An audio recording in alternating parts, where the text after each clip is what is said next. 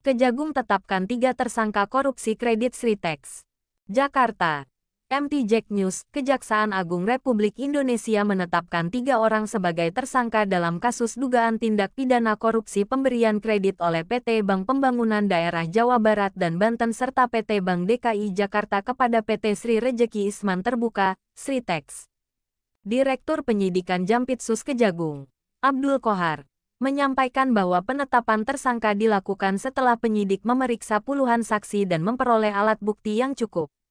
Setelah pemeriksaan terhadap DS, ZM, dan ISL, pada Rabu, tanggal 21 Mei tahun 2025 pukul 7 waktu Indonesia Barat, penyidik Kejagung menetapkan ketiganya sebagai tersangka karena ditemukan cukup bukti adanya tindak pidana korupsi dalam pemberian kredit, ujar Abdul Qohar di kantor Kejaksaan Agung. Tersangka terdiri dari DS, Pimpinan Divisi Korporasi dan Komersial PT Bank BJB tahun 2020, ZM, Direktur Utama PT Bank DKI Jakarta tahun 2020, ISL, Direktur Utama PT Sritex tahun 2005 sampai tahun 2022. Kerugian negara mencapai triliunan rupiah. Penyidik mencatat kerugian negara dari kredit bermasalah tersebut mencapai 3,58 triliun rupiah. Kredit diberikan oleh sejumlah bank, di antaranya Bank Jateng, 395,6 miliar rupiah, Bank BJB dan Banten, 543,9 miliar rupiah, Bank DKI, 149,7 juta rupiah, Sindikasi Bank BNI, BRI, dan LPEI, 2,5 triliun rupiah. Selain itu, Sritex juga memperoleh fasilitas kredit dari 20 bank swasta.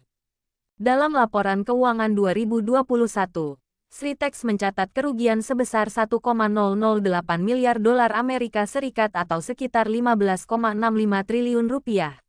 Padahal pada 2020, perusahaan masih mencatat laba sekitar 1,24 triliun rupiah. Perubahan drastis ini menjadi salah satu fokus penyidikan. Kredit bermasalah dan tidak sesuai prosedur.